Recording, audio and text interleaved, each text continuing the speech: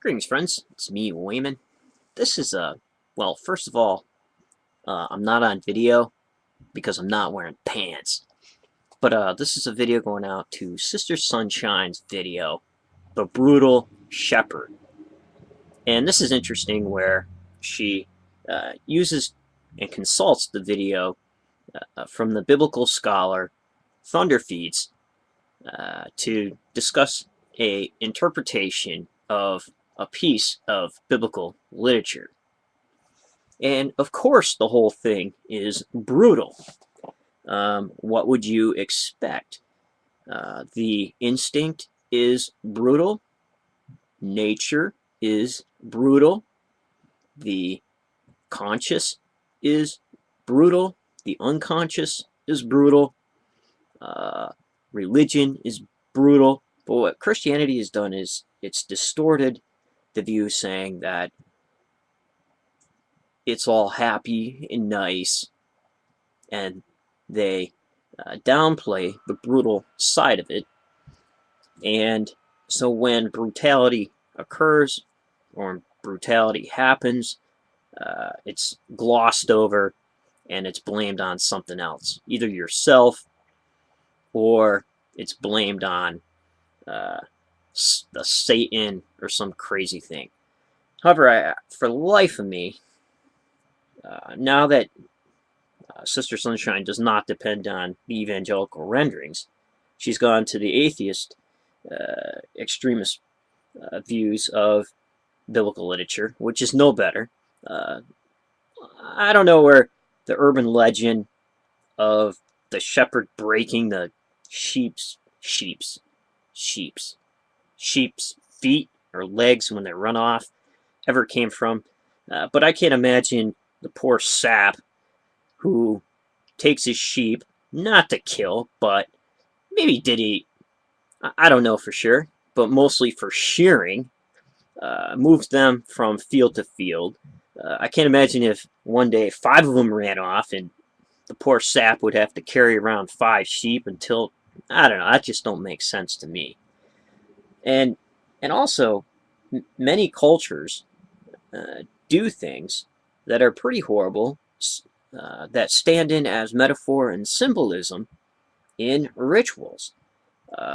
Anything from being inducted into a society, anything historically,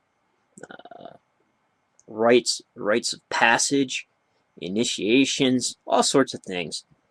And all of this is a fair and foul thing, and it's quite random. Do we ask of nature, oh, nature, why have you plagued me with this earthquake and my house fell over? No, you accept it as a fair and foul thing, and you move on and you try to rebuild. And Job was very brave because Job shook his fist at God. He was not patient at all, even though he did in the end cave and become a compliant victim.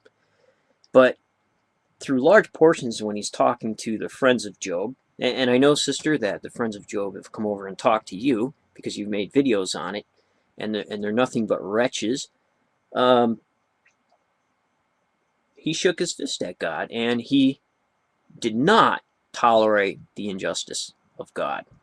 So just because sister perceives herself as a evangelical now, does not mean sister's not going to unfairly, seemingly, attract some kind of disease or cancer. It happens quite randomly to us all. Life is fair and foul.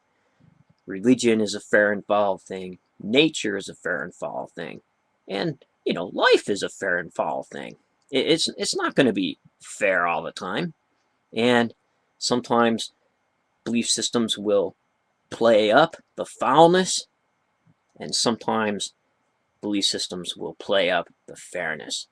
So I would suggest actually getting a middle-of-the-road biblical scholar and actually looking at it, dispelling the urban legends and interpretations, and actually fact-checking evangelical sermons, which nobody does. They just assume all this baloney, like all this baloney about, oh, there was a gate and a camel passes, that was where it goes through the eye of the needle, all that baloney.